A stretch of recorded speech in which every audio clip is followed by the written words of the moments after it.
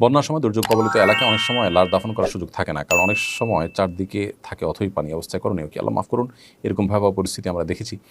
লাশ দাফন করাটা যেহেতু ফরজে কেফায় আমল, পুরো এলাকাবাসীর উপরে কর্তব্য, বিদেশ এলাকাবাসীর চেষ্টা করা উচিত কোনো না কোনো উপায়ে লাশ দাফনের ব্যবস্থা করা। যদি একান্ত সেটি না হয়, লাশ ভাসিয়ে যতদূর সম্ভব নিয়ে হলেও যেখানে মাটি আছে সেখানে দাফন করার উদ্যোগ গ্রহণ করা উচিত। সেটাতে তাদের সাধ্যের মধ্যে যদি থাকে 2 মাইল 4 মাইল 5 মাইল 7 মাইলও যদি নেওয়া লাগে, তাহলে ভাসিয়ে সেটা নেওয়া উচিত দাফন করার জন্য। কোনো কোনো এলাকায় দেখা যায় যে দাফন করতে না পারার কারণে তারা লাশ ভাসিয়ে দেন এবং একটা চিরকুট লিখে দেন, লাশ যেখানে যাবে সেখানে দাফন করা হবে এবং আপনারা দাফন করেন, এরকম দাফন করবেন লাশ পেলে, সেরকম করে লিখে দেওয়া হয়। এটাও একটা প্রক্রিয়া ভালো, যে নিজেরা যদি যাওয়ার মতো সুযোগ না থাকে। বাট এরকম বাংলাদেশের প্রেক্ষিতে আমরা বলতে পারি বেশিরভাগ ক্ষেত্রেই এরকম পরিস্থিতি খুব কমই হয়।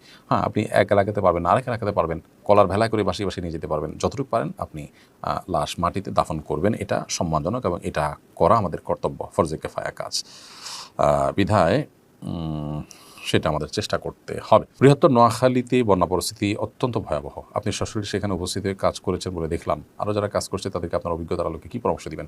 যারা নোয়াখালী, লক্ষ্মীপুর, চাঁদপুর, কুমিল্লা বা ফেনী, যে সমস্ত এলাকাগুলো বন্যা কবলিত, সে সমস্ত এলাকায় কাজ করতে যাচ্ছেন, আমরা তাদেরকে বলতে চাই, প্রথমত স্থানীয়ভাবে আপনাদের একটা ভলান্টিয়ার টিম থাকতে হবে যাওয়ার আগে, যারা আপনাদেরকে সার্ভে করে বলতে পারবে যে কোন এলাকায় আসলে ত্রাণ পৌঁছায় নাই, সেই এলাকায় পৌঁছানোর উপায়গুলো কী, কোন রুটে আপনি যাবেন না যাবেন। অনেক রাস্তাঘাট ভেঙে গেছে বন্যার পানিতে, তাহলে কোন দিকে যাবেন এবং যাওয়ার ক্ষেত্রে কী নিয়ে যাবেন না যাবেন, নৌকার ব্যবস্থা থাকবে কি না, কত দূরে যাবেন, এই বিষয়গুলো আপনাদের স্থানীয়ভাবে যে সমস্ত লোকজন আছেন তাদের সাথে যোগাযোগ করে আপনাদের করলে ভালো হবে। স্থানীয় আলেমুল আমাদের সহযোগিতা নিতে পারেন। দ্বিতীয়ত, সেখানে নিড কিসের মানুষের? যেমন একেবারে বন্যা যখন চরম আকারে পৌঁছে যায় তখন শুকনো খাবারের নিড থাকে, কিন্তু একটা পর্যায়ে পানি নামতে শুরু করলে মানুষের কিন্তু তখন ভারী খাবার, তার চাল ডাল ইত্যাদির প্রয়োজন হয়। অতএব ওই নিডটাকে আপনারা জেনে তারপরে যাবেন। তৃতীয়ত, মনে রাখতে হবে যে অল্প সামান্য কিছু ডোনেশন নিয়ে আমরা যদি চলে যাই, তো সেটাতে যতটা উপকার হবে গরিব অভাবী মানুষের, তার চেয়ে বেশি আমার নিজের জাস্ট একটা শখ পূরণ হবে। তো এটা আমার বেনিফিট হচ্ছে, গরিবের বেনিফিট বা দুস্থ মানুষের বেনিফিট হচ্ছে না। আরেকটা গুরুত্বপূর্ণ বিষয় হলো যে ফটো সেশন প্রয়োজন ছাড়া মানুষকে জব দিদার জন্য যতটুকু দরকার হয় ততটুকু করলেন। এর বাইরে অতিরিক্ত ফটো সেশন করা খুবই অনুচিত একটি কাজ, সেটা থেকে আমাদেরকে বেঁচে থাকতে হবে। আল্লাহ তাআলা আমাদের তৌফিক দান করুন। ইউনিয়ন পরিষদের এক চেয়ারম্যান দুধ দিয়ে গোসল করে নির্দিষ্ট একটা দলের রাজনীতি ছাড়ার ঘোষণা দিয়েছেন। দুধ দিয়ে গোসল করলে কি মানুষ পাপমুক্ত হয়? বিষয়টা শরীয়তে আছে কিনা? পাপমুক্ত হওয়ার যথাযথ পদ্ধতি কী? দেখুন, পাপমুক্ত হওয়ার জন্য শরীয়ত তওবা তত্ত্বের কথা বলেছে আমাদেরকে। তওবা তত্ত্ব হলো মানুষ অনুতপ্ত হয়ে, লজ্জিত হয়ে নিজেকে ভৎসনা করে তার অবস্থানকে পরিবর্তন করবেন, আল্লাহ সুবহানাহু ওয়া তাআলার কাছে মাপ চাইবেন। এটাই তওবা তত্ত্ব। ইসলাম মানুষের পাপ থেকে মুক্ত হওয়ার জন্য, পাপ থেকে ফিরে আসার জন্য তওবা তত্ত্বের কথা বলে।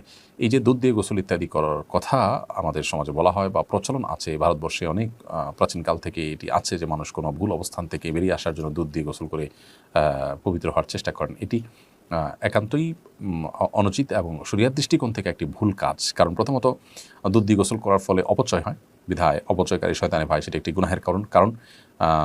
আরেকটি বিষয় হলো যে এখানে যে দুধ দিয়ে গোসল করার মাধ্যমে আসলে পাপমুক্ত হওয়ার কোনো সুযোগ নেই। কোনো মানুষ যদি খাঁটি অন্তরে তওবা না করেন, উপর দিয়ে তিনি দুধ মনও যদি ঢালেন, তিনি আল্লাহর কাছে ক্ষমাপ্রাপ্ত হবেন না। তিনি যদি মনে করেন যে তিনি কোনো ভুল অবস্থানে আছেন, তিনি কোনো অন্যায়ের সাথে এতদিন ছিলেন, এখন বুঝতে পেরেছেন, ফিরে আসতে চান, তিনি আল্লাহর কাছে কায়মুল বাক্যে ক্ষমা প্রার্থনা করে যদি প্রকাশ্যে তওবা করার মতো বিষয় হয়, প্রকাশ্যে মানুষকে জানিয়ে তিনি ফিরে আসবেন, এটাই যথেষ্ট। এর বাইরে আবার দুধ ইত্যাদি দিয়ে গোসল করার কোনো প্রয়োজন নেই। এটি একটা কুসংস্কারের জন্য বিশ্বাস থেকে যেমন এসেছে, আবার এটি অপচয় হয় সেজন্য গুনাহেরও কারণ। বিধায় এই সংস্কৃতি থেকে আমাদেরকে বেরিয়ে আসার চেষ্টা করতে হবে। ত্রাণ দিয়ে ছবি তোলা নিয়ে অনেকে অনেক কথা বলছেন, বিষয়টা সম্পর্কে আপনার মতামত জানতে চাই। ফটো সেশনের জন্য ছবি তোলার জন্য ছবি তোলা, মানুষকে দেখিয়ে বাহবা নেওয়ার জন্য, জাস্ট লোক দেখানোর জন্য ছবি তোলা, এটা অনুচিত। কিন্তু আপনি যদি সোশ্যাল মিডিয়া থেকে ফান্ড রাইজ করে থাকেন, সেটির জন্য মানুষের কাছে জবাবদিহিতার জায়গা থাকে, তার জন্য আপনি রেকর্ড বা রিপোর্টের জন্য ছবি তোলেন, সেটা নিষিদ্ধ নয়। তবে সেক্ষেত্রে মানুষের প্রাইভেসির বিষয়টাকে খুব গুরুত্বের সাথে দেখা উচিত। আমরা আসনা ফাউন্ডেশন থেকে যে ত্রাণ কার্যক্রম পরিচালনা করি, আমরা সোশ্যাল মিডিয়া থেকে সেই টাকাটা কালেক্ট করি এবং সেই টাকায় আমরা কিন্তু মানুষকে দিয়ে থাকি, মানুষের মধ্যে ব্যয় করে থাকি। তো যার কারণে সেটির জবাবদিহিতার জায়গা থেকে, ট্রান্সপারেন্সির জায়গা থেকে আমাদের রিপোর্ট করতে হয়, সেজন্য আমরা ছবি, লাইভ, ভিডিও ইত্যাদি করি। কিন্তু সেক্ষেত্রেও যে মানুষগুলোর ছবি তোলা হয় চেষ্টা করা হয় তাদের চেহারা যেন প্রদর্শন না হয়, যারা তাদের ছবি তোলাতে আপত্তি করেন না বা অনুমোদন দিয়ে থাকেন তাদেরটাই আমরা সাধারণত প্রচার করার চেষ্টা করে থাকি। তবে অন্যদেরও এই বিষয়গুলো মাথায় রাখা দরকার। আপনার অনবরত অপ্রয়োজনীয় ছবি তোলা, ভিডিও করা এটা অনুচিত কাজ। এগুলোর মাধ্যমে আল্লাহর কাছ থেকে সওয়াব পাওয়ার সম্ভাবনাটা কমে যায়। বন্যা পরিস্থিতিতে অনেক নৌকার মালিক পরিস্থিতির সুযোগ নিয়ে নৌকার ভাড়া অস্বাভাবিক রাখতে চায়, এমনকি কেউ কেউ সারাদিনে ভাড়া 1 লাখ টাকা পর্যন্ত চায়। এই অবস্থায় কেউ কেউ বলেছেন এত টাকা ভাড়া দেওয়ার সামর্থ্য না থাকলে জোরপূর্বক নৌকা ছিনিয়ে নিয়ে দুর্গত মানুষকে উদ্ধার করা যাবে। আসলেই কি জোর করে নৌকা নেওয়া যাবে? বন্যা পরিস্থিতিতে বিভিন্ন নৌকা বা আপনার স্পিড বোটের মালিকরা তারা যে দাম অস্বাভাবিক পর্যায়ে বাড়িয়ে দেন, এটা যে জুলুম সেটা বলার অপেক্ষা রাখে না।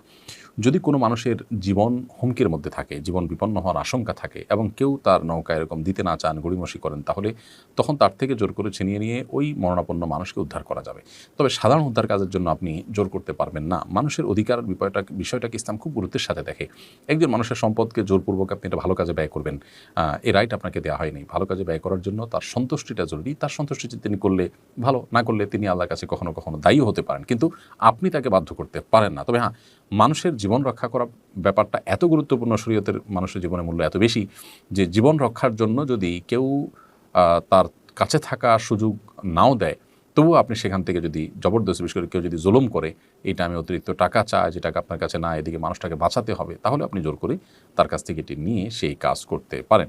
অর্থাৎ পুরো বিষয়টা নির্ভর করছে পরিস্থিতির উপরে। স্বাভাবিক উদ্ধার তৎপরতার জন্য আপনি জোর করে কারোর কাছ থেকে ভোট নিতে পারেন না। তবে তিনি যে কাজটি করছেন সেটা যে অন্যায়, সেটা যে গুনাহের কাজ, সেটা যে জুলুম, এর কারণে তিনি যে পাপিষ্ঠ হবেন আল্লাহর কাজটা বলাই বাহুল্য। আমরা যারা বাংলাদেশে বেশিরভাগ মানুষ না মুসলমান নিজেদেরকে দাবি করি, আমাদের এই জাতীয় কর্মকাণ্ডগুলো থেকে বোঝা যায় যে আমরা ইসলামের ছিটাফোঁটাও আমাদের মধ্যে আসলে নেই। আমরা নামে মুসলমান। বিপদ আপদে যেখানে মানুষের পাশে আমাদের দাঁড়ানো দরকার, সেখানে আমরা বরং আরও হার্ড হয়ে যাই, শক্ত হয়ে যাই। আসুন্নাহ ফাউন্ডেশনের ত্রাণ কার্যক্রমে একজন অটোরিকশা চালক, তিনি আমাদের যারা স্বেচ্ছাসেবক আসা যাওয়া করেন তাদের জন্য বিনামূল্যে তিনি পরিবহন এর ব্যবস্থা করেছেন। অর্থাৎ তার গাড়িতে কেউ ত্রাণের কাজে যাবে বললে তাকে নিয়ে যাচ্ছেন, নিয়ে আসছেন, কোনো পয়সা নিচ্ছেন না। এবং এই জিনিসটা তিনি আমাদেরকে প্রকাশও করতে আসেন না, আমরা জেনে গেছি বিষয়টা। দেখুন, একজন অটোরিকশা চালক তার এই ছোটো একটি কাজ কত সুন্দর এবং কত চমৎকার। এটি হলো ইমানদার সুলভ কাজ। যারা এই সুযোগে অনেক বেশি টাকা কামিয়ে নিচ্ছেন, আপনি টাকা দিয়ে কী করবেন? সুখ কিনবেন? তো সুখ তো পাবেন না, কারণ সুখের মালিক আল্লাহ তাআলা, তিনি তো আপনাকে সুখ দিবেন না। অনন্ত অসীমকালের দুঃখ তো আছেই। দুনিয়াতেই আপনি বুঝতে পাবেন এই টাকার দুঃখ কাকে বলে, কত প্রকার, কী কী। যারা অবৈধভাবে উপার্জন করেছে, একটা সময় তারা সেটার জ্বালা পোড়ায় পড়তে থাকে। অতএব আসুন মুসলমান হই। মানুষ হওয়া ছাড়া ভালো মুসলমান হওয়ার কিন্তু সুযোগ নেই।